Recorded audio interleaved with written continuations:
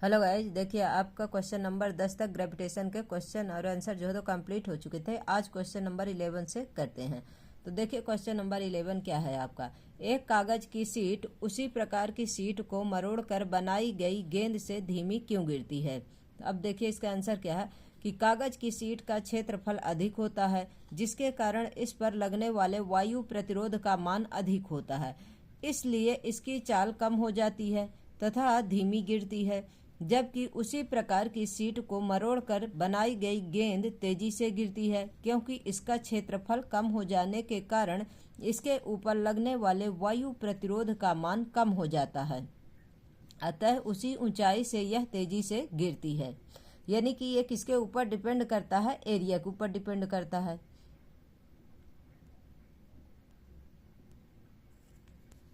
अब question number 12 देखना। चंद्रमा की सतह पर गुरुत्वीय बल पृथ्वी की सतह पर गुरुत्वीय बल की अपेक्षा 1/6 गुना है। एक 10 kg की वस्तु का चंद्रमा पर तथा पृथ्वी पर न्यूटन में भार क्या होगा। कहने का मतलब यह कि न्यूटन में भार निकालना है दोनों जगह, चंद्रमा पर और पृथ्वी पर भी। तो क्या अपने को दिया हुआ है कि पृथ्वी पर वस्तु का भार कितना है, 10 kg है। अब पृथ्वी का गुरुत्वीय त्वरण कितना होता है, अब तो आप लोगों को तो बिल्कुल याद ही हो गया होगा कि 9.8 मीटर पर सेकंड स्क्वायर होता है पृथ्वी पर गुरुत्वीय त्वरण। तो पृथ्वी वस्तु का पृथ्वी पर भार कितना है, WE यानी कि जो है तो वेट अर्थ में कितना है, MGE यानी कि गुरुत्वीय त्वरण जो है तो कितना दिया हुआ अपने को, 10 kg दिया हुआ है। G का मान कितना होता है, 9.8 मीटर पर सेकंड स्क्वायर होता है। WE अर्थ में कितना, इसका 10 का 9.8 के साथ क्या कर दिए, मल्टीप्लाई कर दिए, तो कितना आ गया, 98 न्यूटन आ गया। WE का मतलब यह है कि अर्थ में कितना है उसका भार जो है तो 98 न्यूटन है। अब देखिए चंद्रमा पर गुरुत्वीय त्वरण क्या है। चंद्रमा पर क्या है, GM यानी गुरुत्वीय त्वरण मून पर आपका क्या है, 1/6 इंटू 9.8 मीटर पर सेकंड स्क्वायर है। क्योंकि चंद्रमा पर कितना भार, कितना द्रव्यमान उसका दिया हुआ है, 1.6 दिया हुआ है। और अपना जो पृथ्वी पर है तो कितना दिया हुआ है, 10 kg दिया हुआ है। और जी का मान दोनों जगह सेम है। कहने का मतलब इसका जी का मान 9.8, यहाँ भी जो है तो इसका क्या 9.8 मीटर पर सेकंड स्क्वायर है। लेकिन इसका जो है तो गुरुत्वीय बल जो होता है ये क्या है, 1/6 है किसका, चंद्रमा पर। चंद्रमा पर उसी वस्तु का भार WM = M/GM। कहने का मतलब यह है कि जो गुरुत्वीय जो उसका मून पर जो गुरुत्वीय त्वरण है इंटू जो है तो 9.8 मीटर पर सेकंड स्क्वायर, इसका क्या करेंगे, इसमें जो है तो अपन मल्टीप्लाई करेंगे। और कितना दिया हुआ है वहाँ पर सवाल में अपने क्या दिया हुआ है, 10 kg दिया हुआ है। तो 10 1/6 इंटू 9.8 तो इस न्यूटन। अब इसे क्या करेंगे, जब इसे सॉल्व करेंगे तो क्या होगा, इसमें जो है तो 98/6 न्यूटन आ जाएगा। फिर इसका जो है तो 6 का इसमें भाग दे देंगे तो क्या हो जाएगा, क्योंकि 10 में इसका 1 में मल्टीप्लाई करेंगे तो क्या आ जाएगा आपका, 98 ही आ जाएगा। और 10 है तो 10 में करेंगे तो उतना ही आएगा, क्योंकि 1 है, 0 का तो यहाँ पर कोई वो नहीं है। ये पॉइंट है 10 में से, तो पॉइंट हटाएंगे तो कितना आ जाता है, 98 आ जाता है। अब बटे क्या दिया हुआ है, 6 दिया हुआ है, 6 का 98 में क्या कर देंगे, भाग दे देंगे। क्या आ जाएगा आपका 16.3 न्यूटन है। यानी कि 16.3 न्यूटन क्या आ जाएगा आपका मून पर जो होता है इसका भार आ जाएगा। आपका जो पृथ्वी पर जो भार है तो कितना आया, 98 न्यूटन आया। और जो चंद्रमा पर है तो 16.3 न्यूटन आया। गाइस, जो सवाल ना समझ में आएगा कहीं पर भी तो आप बिल्कुल निसंकोच कमेंट बॉक्स में कमेंट करिएगा। ये सोचना नहीं है कि हमें नहीं आता, जब पढ़ता है इंसान इसीलिए क्योंकि सीखता है। सीखने में जो है तो कोई भी शर्म की बात नहीं रहती है। इसलिए कोई भी क्वेश्चन, एनीवन कोई भी क्वेश्चन जो नहीं समझ में आता उसे कमेंट बॉक्स में कमेंट करना है। क्वेश्चन नंबर 13 देखिए क्या दिया हुआ कि एक गेंद ऊर्ध्वाधर दिशा में ऊपर की ओर 49 मीटर पर सेकंड के वेग से फेंकी जाती है, परिकलन कीजिए। अब क्या परिकलन करना, देखिए फर्स्ट पॉइंट दिया है, अधिकतम ऊंचाई जहां तक की गेंद पहुंचेगी, यानी कि कितनी ऊंचाई तक गेंद जो है तो जाएगी, ये अपने को ज्ञात करना है। दूसरे में क्या करना है, पृथ्वी की सतह पर वापस लौटने में लिया गया कुल समय। दूसरे में क्या ज्ञात करना है, कुल समय ज्ञात करना है। अब देखिए प्रारंभिक वेग u बराबर कितना दिया हुआ है, 49 मीटर पर सेकंड आपके सवाल में दिया हुआ है। अंतिम वेग क्या होता है, 0 होता है, क्योंकि जो है तो अंतिम वेग क्या हुआ, 0, क्योंकि जब कोई भी वस्तु नीचे से ऊपर फेंकी जाएगी तो जाते जाते एक अवस्था ऐसी आएगी कि वस्तु किस में हो जाएगी, 0 में हो जाएगी। अधिकतम ऊंचाई पर वेग क्या हो जाएगा, 0 हो जाता है। तो गुरुत्वीय त्वरण जी का मान क्या है, -9.8 है मीटर पर सेकंड स्क्वायर। माइनस में इसलिए लिया गया है जब कोई वस्तु नीचे से ऊपर की ओर फेंकी जाती है। ये देखिए मान लीजिए पृथ्वी की ये सतह है, इसमें देखिए यहाँ से कोई वस्तु अपन फेंकते हैं तो यू पहले क्या है, पहले फोर्स से फेंक रहे हैं, कितना 49 मीटर पर सेकंड के वेग से फेंक रहे हैं, लेकिन जाते जाते यहाँ पर वेग क्या हो गया, 0 हो गया। जी का मान क्या है, 9.8 मीटर पर सेकंड है, क्योंकि नीचे से जब कोई वस्तु ऊपर फेंकी जाती है तो उसे माइनस में लेते हैं गुरुत्वीय त्वरण को, और कोई भी वस्तु जब ऊपर से नीचे की ओर आती है तो उसे प्लस में लेते हैं। तो इसका गुरुत्वीय त्वरण जी का मान क्या हो गया, -9.8 मीटर पर सेकंड स्क्वायर ऊपर की ओर गति के लिए, क्योंकि जब नीचे से ऊपर की गति करेगी तो अपन क्या लेंगे, माइनस में लेंगे। अब देखिए अधिकतम ऊंचाई हाइट ज्ञात करना अपने को, तो गति के तीसरे नियम से गति का तीसरा समीकरण क्या है, v² equal to u square plus 2gh, क्योंकि g यह गुरुत्वीय त्वरण की बात करता है इसलिए g, और h क्यों, क्योंकि हाइट की बात कर रहा है इसलिए, नहीं तो वहाँ पर क्या होता है v² u स्क्वायर 2as हो जाता है, और यहाँ गति के जो नियम है, और यहाँ पर क्या हो जाएगा 2gh हो जाएगा, क्योंकि अपने को हाइट और गुरुत्वीय त्वरण लेना है, का उपयोग करने पर क्या होगा, v² minus u square equal to 2gh है। अब v का मान क्या दिया हुआ है, 0 दिया हुआ, क्योंकि जैसे ऊपर पहुंचे तो उसका जो वेग है तो क्या हो गया, 0 हो गया। u कितना है, 49 दिया हुआ, 49 का वर्ग हो गया, प्लस कितना है 2gh है, तो 2 इंटू जी का मान कितना है, -9.8 है, इंटू क्या है h है, हाइट अपने को निकालना है। अब क्या हो गया, 0 हो गया। 49 का स्क्वायर कितना हो गया आपको, 2401 हो गया, माइनस क्या हो गया 19.6 हो गया, इसका इसमें मल्टीप्लाई कर देंगे तो क्या आ जाएगा 19.6 हो गया, क्या है h, यानी हाइट निकालना है। अब 19.6 इधर आएगा, ये माइनस का है तो प्लस का हो जाएगा, 19.6 h इक्वल टू ये 2401 हो गया। अब जब इस h को निकालेंगे तो h को जब निकालेंगे तो 2401 बटे 19.6 आ जाएगा। अब 19.6 का जो 2401 है इसमें क्या करेंगे अपन, भाग दे देंगे, जब भाग दे देंगे तो कितना आ जाएगा 122.5 आ जाएगा। ये क्या हो गया आपका, आ गया हाइट आ गई 122.5, अतः गेंद के अधिकतम ऊंचाई कितनी आ गई, 122.5 मीटर की ऊंचाई तक जाएगी। फिर सेकंड पॉइंट देखिए कि वापस लौटने में लगा कुल समय, अपने को टोटल समय निकालना है, जाना और आना। गति के पहले समीकरण का उपयोग करेंगे, v equal to u plus gt है, और उसमें गति के नियम में क्या होता है, at होता है, क्योंकि वहाँ त्वरण a से और t जो है तो क्या है, समय है। यहाँ पर गुरुत्वीय त्वरण g है इसलिए जो तो g लिखेंगे। अब v क्या है, 0 है, और u क्या है 49 है, प्लस जो है तो क्या है -9.8 इंटू टी है। अब क्या है, अब इसमें 9.8 टी इजकल टू 49 हो गया, उसको इधर कर लाए तो प्लस का हो गया, टी इजकल टू क्या हो गया 49 बटे जो 9.8 हो गया। अब इजकल टू कितना आ गया आपका 5 आ गया, दशमलव हटाने पर क्या हो गया आपका ये 490 हो गया, ये दशमलव हटाएंगे ऊपर क्या चला जाएगा 0 1 लग जाएगा। अब जब 490 हो गया, जब दशमलव लगाए टी बराबर और इसका भाग दे दिए 98 का, तो कितना आ गया आपका 5 आ गया। वैसे तो देखेंगे सोचेंगे 5 कहाँ से आ गया डायरेक्ट रखने पर गाइज, पर ये दशमलव हटाएंगे, यहाँ पर 0 लगाएंगे 490 हो जाएगा, और इसके बाद 98 का भाग दे देंगे 490 में, तो कितना आ जाएगा 5 आ जाएगा। तो जाना प्लस आना, यानी कि वस्तु पहले जाएगी और फिर आएगी। तो टोटल समय पूछा है, तो कुल समय ऊपर जाने और आने में लगा समय जो है तो कितना आ गया आपका 5 + 5 बराबर, अतः गेंद को वापस लौटने में कुल कितना टाइम लगा 10 सेकंड लगेंगे।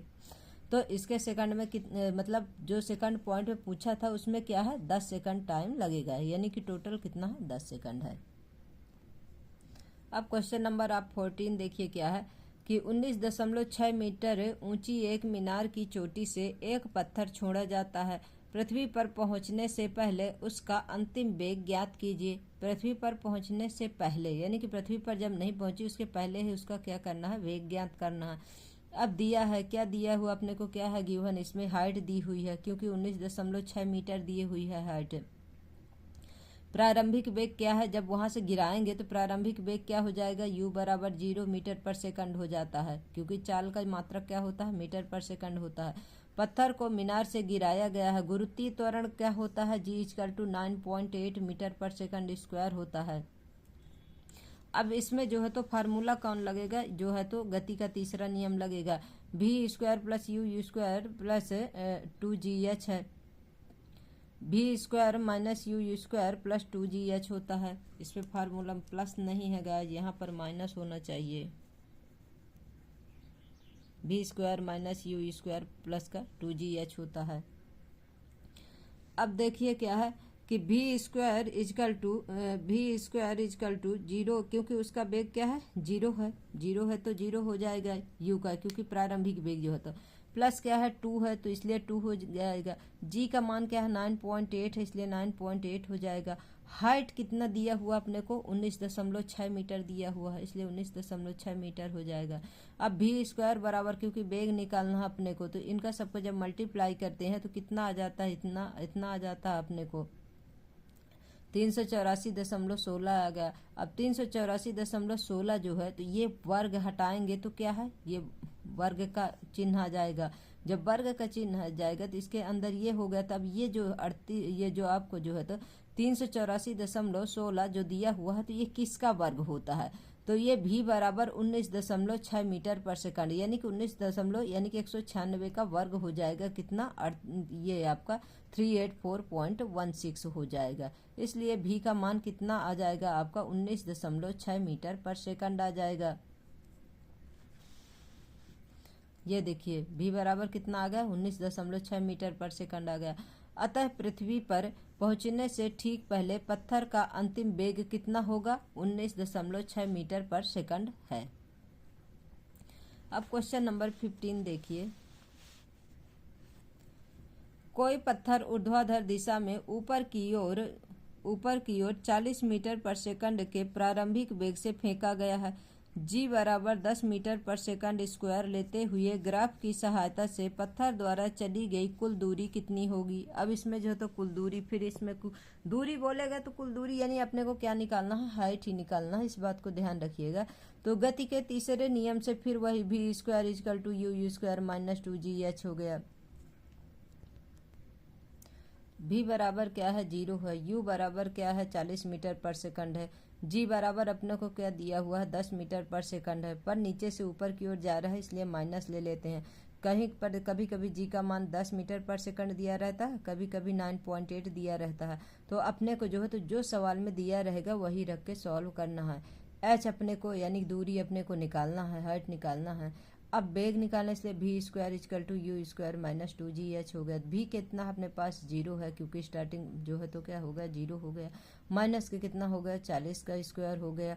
2gh है तो 2 सवाल में ही है। g कितना अपने को दिया हुआ है 10 दिया हुआ है। h जो है तो निकालना है, कितना हो गया 10 दूनी 20 हो गया, 20 हो गया, 40 का स्क्वायर 1600 हो गया। अब h बराबर कितना हो गया 1600/20 हो गया। अब 20 का जो है तो इसमें 2 अट्ठे 16, 0 से 0 काट दीजिए, 2 अट्ठे 16 बराबर कितना हो गया 80 हो गया। अब इस तरह से क्या है, कुल चली गई दूरी, पत्थर से 80 मीटर ऊपर, पत्थर को 80 मीटर ऊपर फेंका जाता है और फिर 80 मीटर वापस मतलब नीचे आता है। तो कुल टोटल दूरी कितनी हो गई, 80 + 80 बराबर कितना हो गया 160 मीटर हो गया। नेट विस्थापन कितना हो गया, विस्थापन जो निकालना, तो देखिए जब अपन पढ़े थे, जब आप थ्योरी पढ़ रहे थे इसमें चैप्टर में, कि जब भी कोई भी वस्तु मान लीजिए यहाँ से स्टार्ट होती है जाना, तो यहाँ से गई अगर और यहीं तक वापस आई, यहाँ से जाना प्लस आना यानी कि जहाँ से स्टार्ट होगी और वहीं पर वापस आ जाती तो डिस्प्लेसमेंट क्या हो जाता है 0 हो जाता। लेकिन दूरी जो है तो जितना जाएगा प्लस आएगा दोनों जो है तो जुड़ जाती है, इसलिए जो है तो दूरी जो है तो इस प्रकार से निकालते हैं। लेकिन डिस्प्लेसमेंट जो है तो 0 हो सकता है, लेकिन आपका दूरी जो है तो कभी भी 0 नहीं होता है। जब अपन पढ़ रहे थे इसका जो है तो पिछला वाला चैप्टर जो गति के नियम जिसमें थे, उसमें जो है तो सारा डिटेल में अपन पढ़े हैं। सबसे पहले गाइस कोई भी क्वेश्चन आंसर करने से पहले आपको चैप्टर पढ़ना जरूरी है। जब आप चैप्टर पढ़ेंगे तभी आप लोगों को क्या है क्वेश्चन जो है तो आसानी से समझ में आएगा। जितने बार आप उस जितना ध्यान से पढ़ेंगे उतने आप छोटे छोटे पॉइंट उसके पकड़ पाएंगे, क्योंकि एनसीईआरटी एक ऐसा जो है तो वो है कि हर एक लाइन आपका क्वेश्चन है, हर एक लाइन से जो है तो आपको कुछ ना कुछ सीखने को मिलता है। तो समय कितना लगा, अधिकतम ऊंचाई तक पहुंचने में लगा समय कितना है, टी बराबर यू अपन जी हो गया। तो यू अपने को कितना दिया हुआ है, 40 दिया हुआ है। यू अपने को कितना दिया हुआ है, 40 दिया हुआ है। जी की मान कितना है, 10 है। तो 10 का 40 में भाग दे दिए तो कितना आ गया, 4 सेकंड आ गया। यानी कहने का मतलब आपका जो तो टोटल दूरी कितनी आ गई, 160 मीटर आ गया जो फर्स्ट में। विस्थापन कितना है, तो 0 है आपका। और समय कितना लगा, तो 4 सेकंड लगा। अब क्वेश्चन नंबर 16 देखिए गाइज, मैं कोशिश करती हूँ जितना आ जाएगा, पूरा नोट्स कंप्लीट है, बट ये है कि कितनी बड़ी फाइल हो जाती है इसमें। अगर आ जाएगा तो सारे क्वेश्चन करा देती हूँ, नहीं आएगा जितना आएगा उतना ही करा दूंगी। देखिए क्वेश्चन नंबर 16 क्या है। पृथ्वी तथा सूर्य के बीच गुरुत्वाकर्षण बल का परिकलन कीजिए। दिया है पृथ्वी का द्रव्यमान कितना, 6 × 10⁴ kg तथा सूर्य का द्रव्यमान कितना दिया हुआ, 2 × 10⁻30 kg। दोनों के बीच औसत दूरी कितना दिया हुआ है, 1.5 × 10⁻11 मीटर है। अब देखिए क्या करना। अब क्वेश्चन नंबर 16 देखिए गाइज कि पृथ्वी का द्रव्यमान कितना दिया हुआ है, ये गिवन है अपने को खुद ही सवाल में कि 6 × 10⁻24 kg है। सूर्य का द्रव्यमान कितना दिया हुआ, 2 × 10⁻30 kg है। पृथ्वी और सूर्य का डिस्टेंस कितना दिया है, 1.5 × 10⁻11 मीटर दिया हुआ है। और सार्वत्रिक गुरुत्वाकर्षण स्थिरांक कितना होता है आपका, जी का मान 6.673 × 10⁻11 न्यूटन मीटर स्क्वायर kg स्क्वायर। आपके एनसीईआरटी में दिया हुआ 6.673 दिया हुआ है, लेकिन अपन इतना ही लिखते हैं 6.67 × 10⁻11 न्यूटन मीटर स्क्वायर kg स्क्वायर। अब देखिए इसमें जो है तो क्या है, ये देखिए आपको बता भी यहाँ पर लिखा भी है आपका कि जी इक्वल टू क्या होता है, 6.673 × 10⁻11 न्यूटन मीटर स्क्वायर kg स्क्वायर। अपने एनसीईआरटी में दिया हुआ है, आप चैप्टर उठा के पहले देखिएगा जो है तो।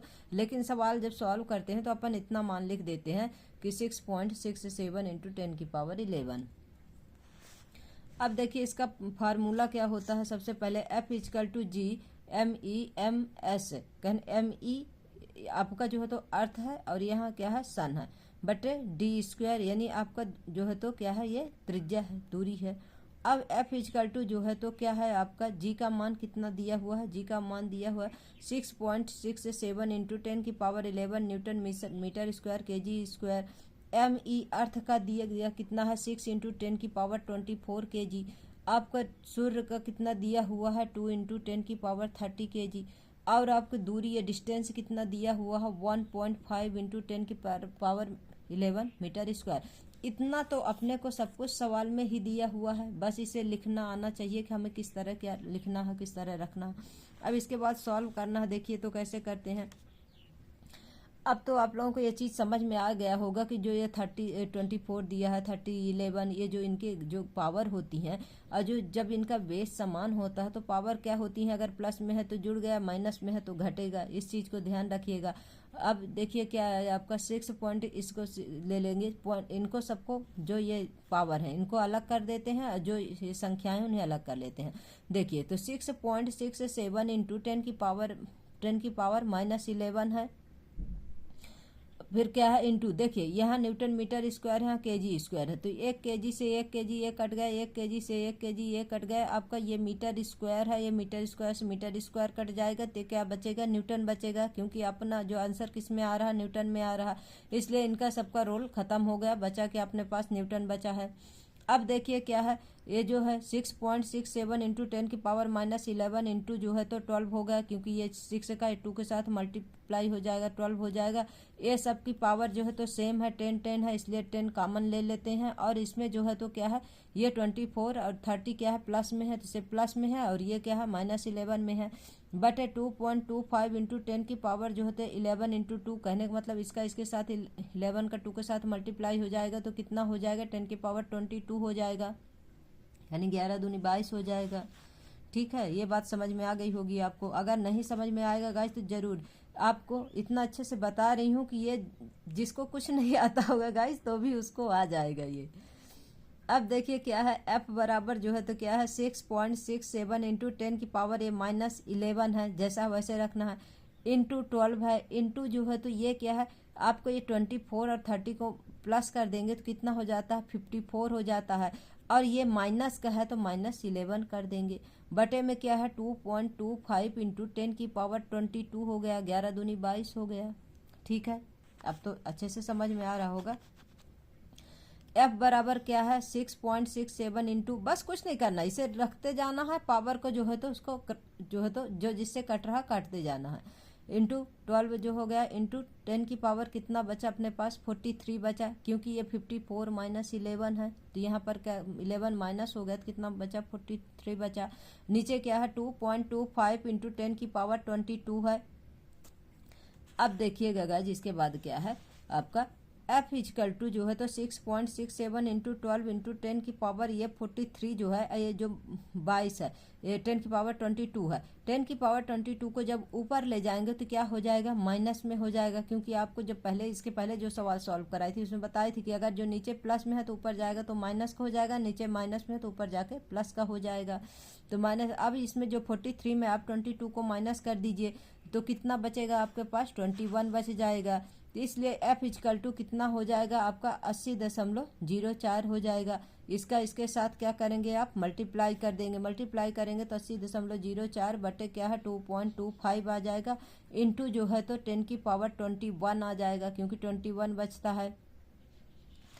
अब इसको जो है तो इससे जो है तो इसमें भाग दे देंगे तो अपने को देखिए इतना सारे ये मिलता है 35.59466 करके ऐसे मिलता है। तो इतनी बड़ी संख्या अपने को नहीं लिखना, अपने को क्या लिखना 3f इक्वल टू 3.56 इंटू 10 की पावर 22। अब बोलेंगे 22 कहाँ से आ गया, तो 22 देखिए ये जब दशमलव हटाएंगे तो अपन जो है तो एक यहाँ जोड़ देंगे, इसलिए जो है तो क्या हो जाएगा आपका ये 10 की पावर 22 न्यूटन आ जाएगा। तो अपना f कितना आ गया जो है तो आंसर कितना आ गया 3.56 इंटू 10 की पावर 22 न्यूटन आ गया गाइज। तो आज के लिए क्लास यहीं पर समाप्त करती हूँ गाइज। क्वेश्चन नंबर 16 तक हो गया आपका, और बाकी के आपके नोट्स जो है तो देखिए सब तैयार हैं। अब अपने को जो है तो कराना है, लेकिन क्या है मोबाइल में इतना स्पेस नहीं रहता है गाइज, तो ये वीडियो बनाने में बहुत ज़्यादा स्पेस लेता है। अब इनको जो है तो ये आपके ये नोट्स सब रेडी कंप्लीट हुए हैं, अब इनको जो है तो कल जो है तो अपलोड कर दूँगी। आज के लिए इतना ही। आप लोगों को हमारी क्लास कैसी लगती है, आप लोग हमारे क्लास को गाइज लाइक करिए, शेयर करिए, सब्सक्राइब करिए गाइज, बेल आइकन जरूर प्रेस कर लीजिए, जिससे जब भी आपको जैसे ही वीडियो अपलोड होगा तो आप लोगों को नोटिफिकेशन मिल जाएगा। और आपको जो क्वेश्चन